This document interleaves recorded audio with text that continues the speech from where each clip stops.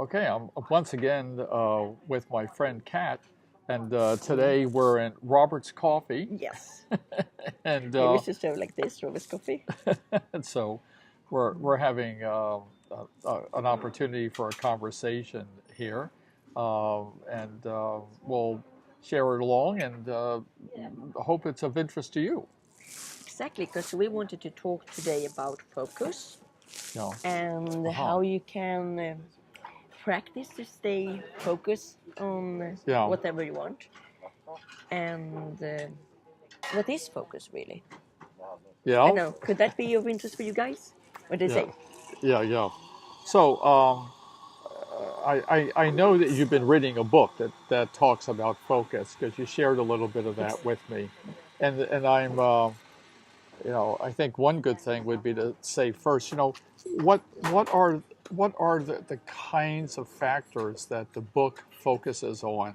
Okay, about focus. I mean, what does it bring in as factors affecting focus?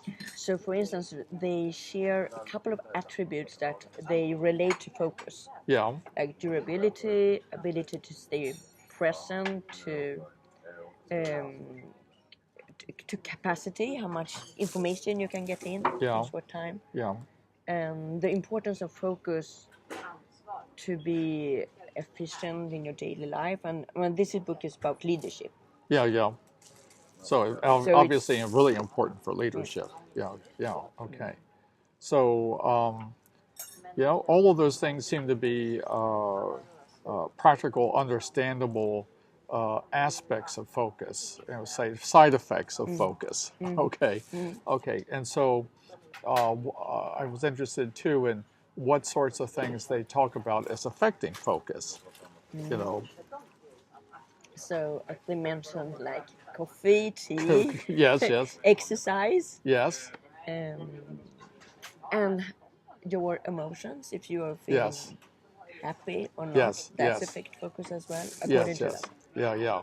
Okay, so when I was picking that up from your emails about this, what occurred to me was that if a person has certain habits of focus and they're used to focus, being within a certain range, then these are things that affect it. Whether they drink coffee or whether they drink wine, certainly it changes that. But underneath of this or behind this, there is another world of things that are affecting focus.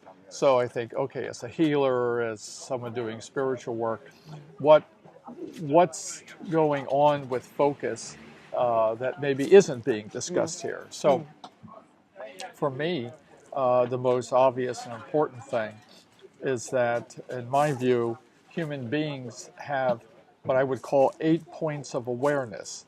They have eight individual, you might say, they have these eight individual, discrete, like points that are in the world of energy that can be distributed and devoted to what they're paying attention to.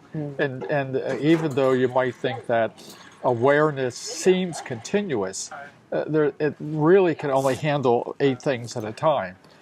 And I think that in everyday life, if you can bring all your points of awareness together so that they're all focused on the same thing, then what you experience is being totally present in the here and now because all of your awareness is right there. But most people, most of the time, some of their points of awareness are elsewhere in time and space, so that they only have a few points of awareness, typically devoted to what they're engaged in. And that limits the amount of focus that they can have because they think that they're sort of focused on whatever it is, like driving a car, and then at the same time part of their awareness is thinking about their schedule for later in the day, or picking up the kids, or writing a text message, or writing a text message, or they're processing all of these things, and they've essentially scattered their awareness through time and space. People are sometimes also giving energy to issues from earlier in their life. So they're thinking about something that happened with their mother or their father, and all of this is going on in such a way that awareness gets scattered. So what do you say about multitasking? Yeah, I think, is it good to split your attention on different things? No, I think it's most powerful to learn to focus on one thing at a time, and of course you can shift it. But if you want to bring your total power to something, you have to be totally focused on it.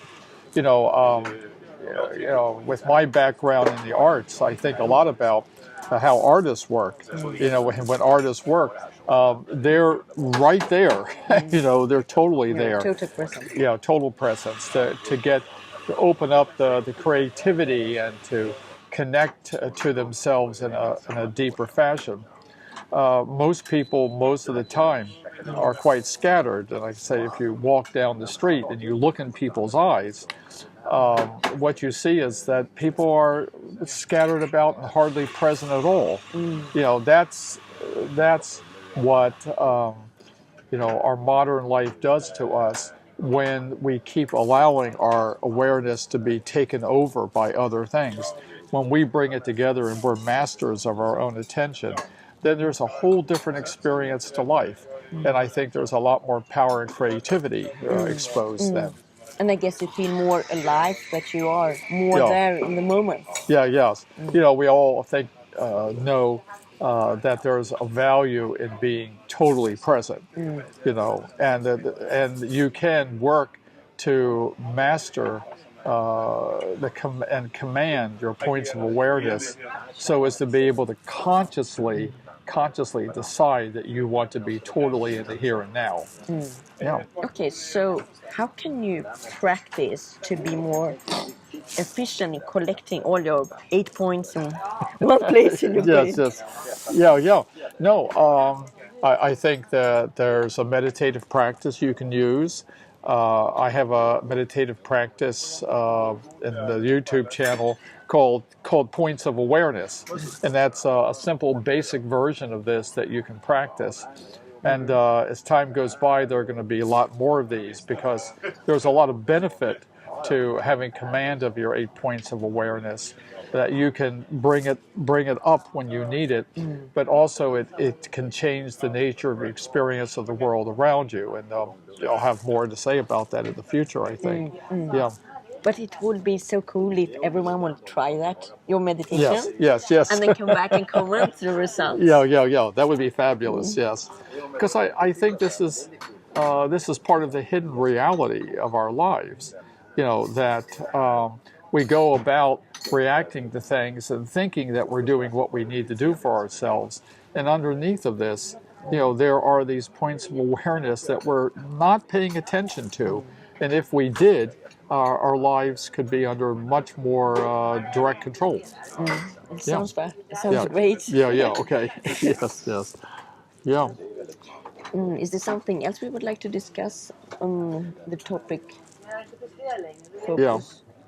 Well, I think there's, of course, I'm listening to this and I'm taking it in, as a healer. And the other thing that I think, I would observe from, having worked with so many clients, is that a person's capacity to focus is also dependent upon the clearing of the energy field. That means clearing limitations, clearing obsessions, clearing behavioral patterns that take over our energy and take over our lives. And then they take the energy away. They take awareness away, they take focus away. So I think that the more that you clear yourselves through the path of healing, the more that you take those things away, then you become more and more open to respond in terms of your uniqueness, your true self. You find a much greater degree of freedom because you're not overly programmed by all of these things that you've grown up with. And it's easy to keep your 8 points in whatever you want to focus on Yes, yes, without them yes. diluting in. Yeah, this is this is a lot of what liberation is like. You know, it's suddenly there's nothing in you programmed telling you what you're supposed to do next. You know, where you go, what you do, where your awareness is. It's totally under your control. It's up to you to decide. So that's a state of being, I think, that most people aspire to, and they need help clearing the things in their lives that block them from that. Yeah, From really staying focused. yeah, yeah, yeah. Thank you. Okay, yeah. That's the healer's perspective. Yeah. Thanks. Okay.